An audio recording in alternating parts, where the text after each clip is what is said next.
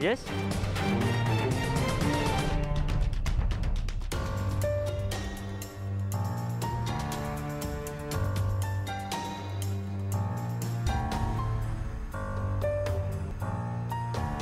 या super singer या. ऐकत होतो मी. बरं गातो. थँक्यू. पण हॉटेलमध्ये. आणि जर हुशार असशील तर आयुष्यभर हॉटेलमध्येच गा. कॉन्सर्ट वगैरे कशाला हवी आहे तुला? माझ्या गाण्याचं काय करायचंय ते मी ठरवे. आणि अनोळखी लोकांचे सल्ले मी ऐकत नाही. पण आता ऐकावं लागेल, कारण मी बोलतोय तुझ्याशी.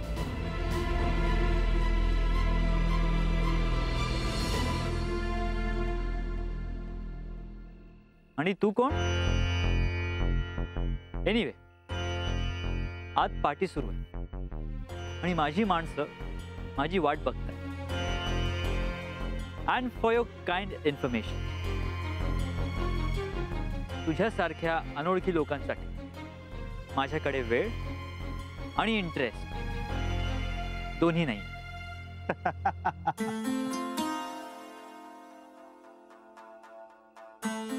काय रे, मगाचपासनं ते सारखं अनोळखी अनोळखी बोलतोयस? कसं आहे ना तिळगुळकर, ज्यांना स्वतःची ओळख नसते त्यांना सगळीकडे ओळख सांगत फिरावंच लागतं. साईराज देशमुखला नाही, पुण्यात कोणालाही विचार, साईराज देशमुख काय चीज येते. मग ओळखलं का या अनोळखीला?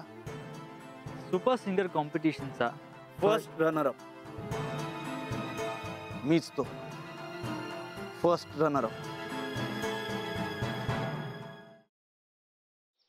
खरंच गाडी शिकायची यार.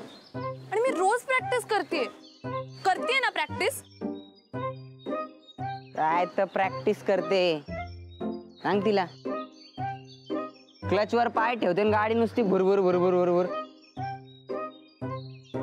इंडिकेटर लावा म्हणलं तर वायपर लावून ठेवते.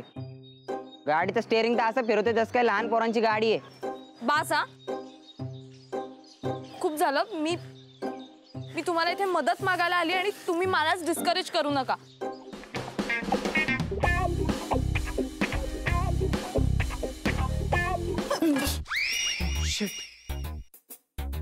तू पण इथे लपलीयस?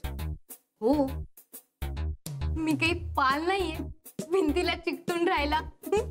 What are you kidding me? अशा सिच्युएशनला तुला विनोद सुचू शकतो?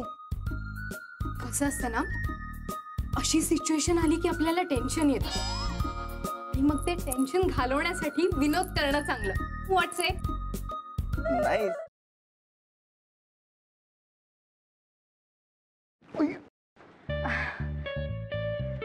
सॉरी. It's okay.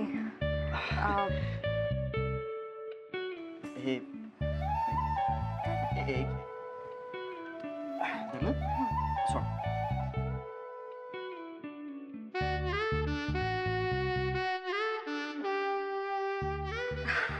अरे थँक्यू.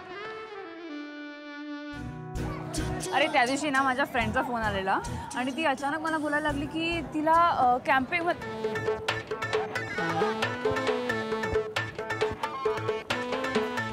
काय करतोयस? मी पळतोय.